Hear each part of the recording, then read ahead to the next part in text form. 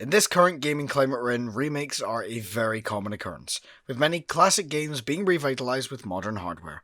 Half-Life, Crash Bandicoot, Spyro, Final Fantasy VII, CTR, and of course, Resident Evil. In the past, I've looked at the remakes of Resi 2 and 3, and I've even covered the first one before, but I wasn't happy with that review and wanted to revisit it. So now you have this. This is by far my favourite game ever made. No joke, I love this game to death. I first played it back when the HD remaster was released on Xbox One, and didn't enjoy it. I'm noticing a pattern here with my favourite RE games. But after trying out 3 and wanting to play the origin story, the real origin story, I gave it a go on the PC and fell in love with this classic survival horror experience.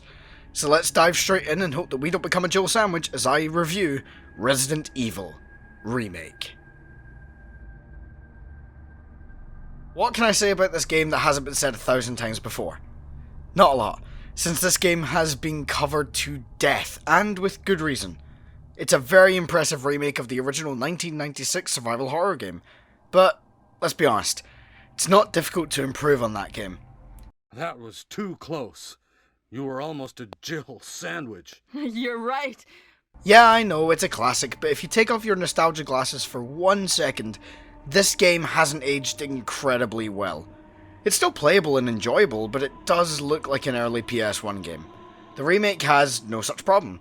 Originally being released on the Nintendo GameCube and now having a HD remaster on all platforms, the game still looks incredible. Even if you play the original release, it looks great.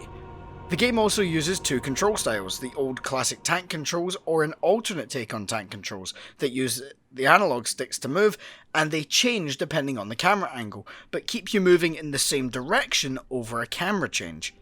But I'm getting ahead of myself, I haven't even covered the story. Do I even need to? Is there anyone who doesn't know the story? I'll cover it anyway just in case. It shouldn't take too long. Star's Bravo team goes missing in the Arklay Mountains outside Raku City while investigating some mysterious murders, so Alpha Team is sent in to find them and possibly solve these murders. They find Bravo Team's crashed helicopter and are attacked by zombie dogs. After running from these dogs, they end up in the Spencer Mansion, ready for the rest of the plot to get rolling. The mansion is of course filled with zombies, and we find out about a traitor in the team. I wonder who that could be. Later on, we find out the traitor is Alpha Team's leader, Albert Wesker, and we find the tyrant creature on the roof and blow the mansion to Kingdom Come. Told you it wouldn't take long. Now that we have the story out of the way, we can talk more about what the remake does well.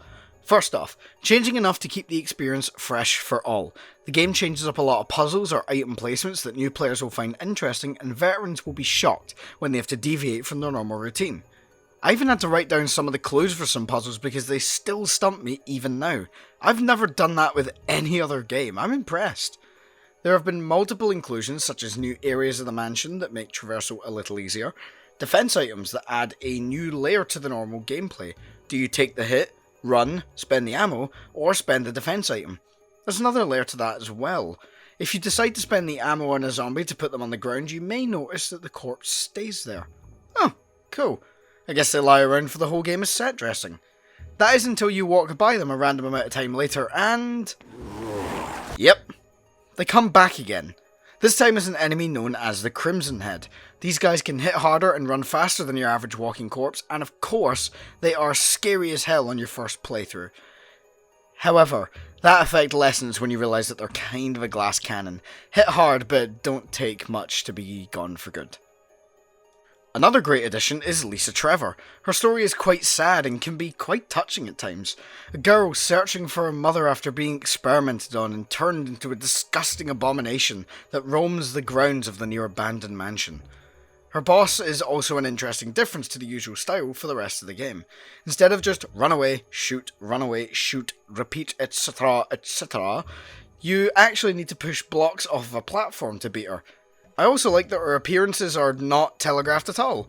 You're just exploring around on your merry way and then all of a sudden, Jesus Christ! She just appears. Very well done, game. Well done. Speaking of boss battles, they show up at random throughout the game.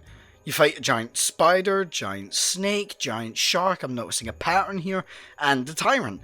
The fights are pretty uneventful, just the normal combat mechanics but with a bigger enemy that hits harder.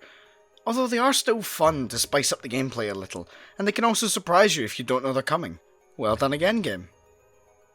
Earlier on I talked about the game looking great, but I never talked about why it looked great despite being made for 6th gen hardware. Well, that's because the developers used the old tricks for the remake that they used for the original. Pre-rendered backgrounds. A pre-rendered background is basically an image put over an environment with 3D models put over the top. It can be difficult to explain, so I'll just show you another video that removes the image and shows the 3D models underneath.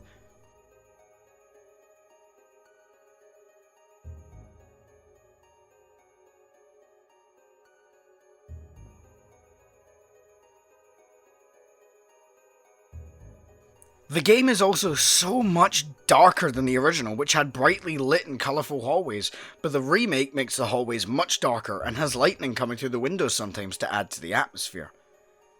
One of my few problems with the game is some of the pre-rendered cutscenes present at certain points in the game. They were not redone for this remaster and were simply just upscaled to fit the new screen size. These are extremely pixelated as they were not meant to be seen at this size, and it does look a little odd in a game that looks so good. But they don't ruin the experience, it's just a minor gripe that I have. The game also has 2 modes of viewing it, original and widescreen. Widescreen displays everything in 16:9 and pans the camera to be able to see everything that was meant to be on the screen. Original displays everything in 4:3, which is the aspect ratio on the GameCube, and shows everything in one shot that doesn't pan. I like the look of original, but I decided to use widescreen for the footage to make it a little nicer for all of you to watch. This game's soundtrack is sublime. Some of these tracks will give you chills and they are used at just the right time. The save room theme is relaxing, yet still creepy, that makes you feel safe, but still uneasy, in the safest areas of the mansion. And Moonlight Sonata is a great piece to use for the piano puzzle, and it was stuck in my head for days after I played it the first time. I also want to say the opening cutscene is much improved from the original, and to do that, I'm going to show you both of them back to back.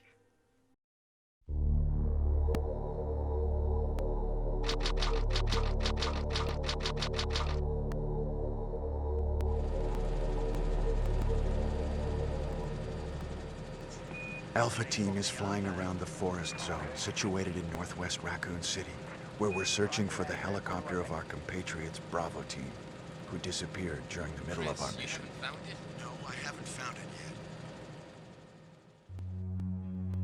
Bizarre murder cases have recently occurred in Raccoon City. There are outlandish reports of families being attacked by a group of about 10 people. Victims were apparently eaten. Bravo Team went to the hideout of the group and disappeared. Look, Chris!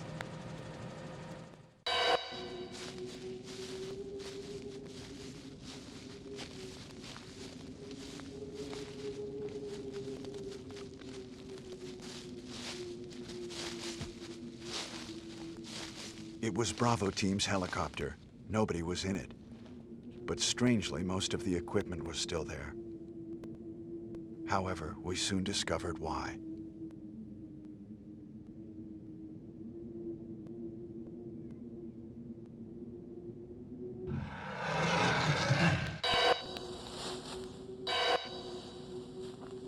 Hey! Come here!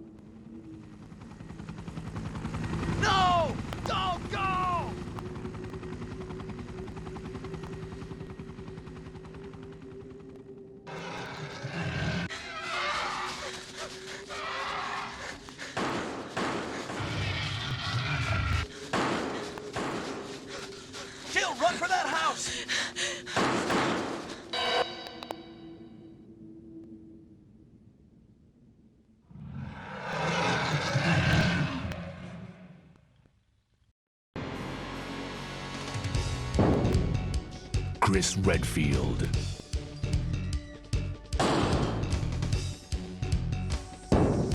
Jill Valentine.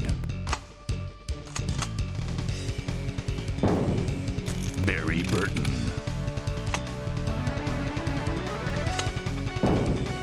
Rebecca Chambers. Albert Wesker.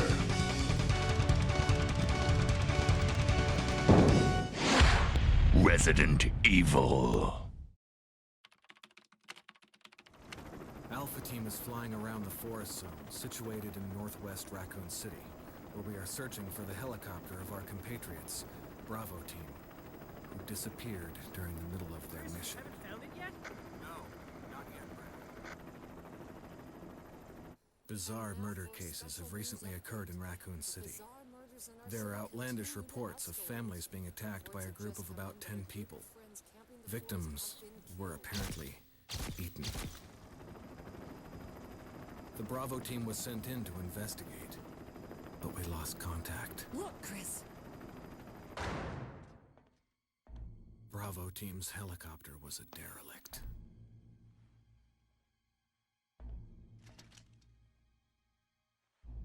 Save for the remaining body of Kevin.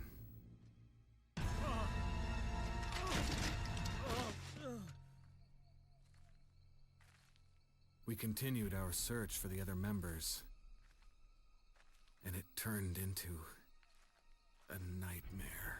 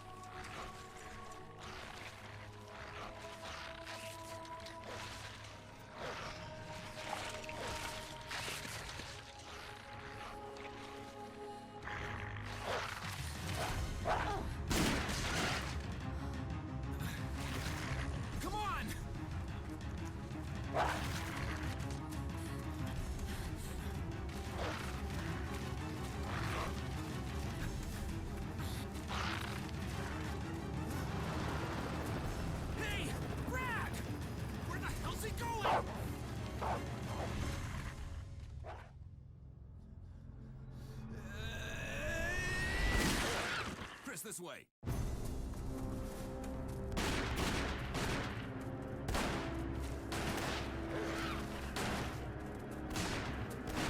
Damn it! Make for that mansion!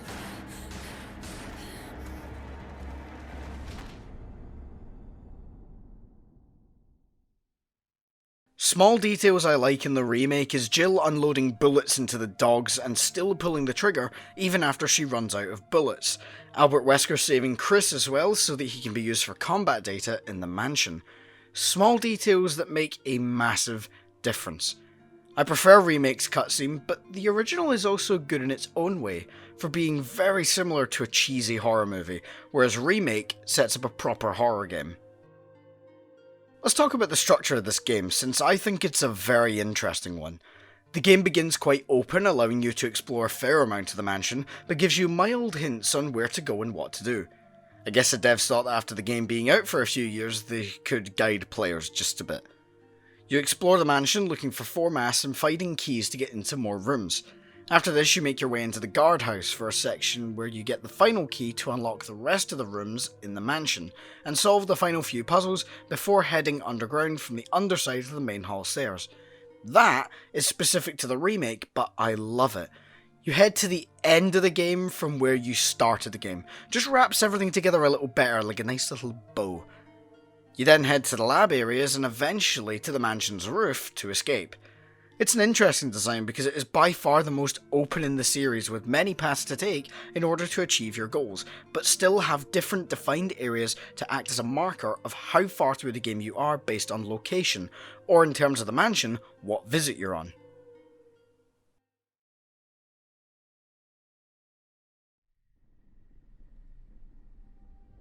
I don't know how many times I can say this game is amazing, but it's amazing.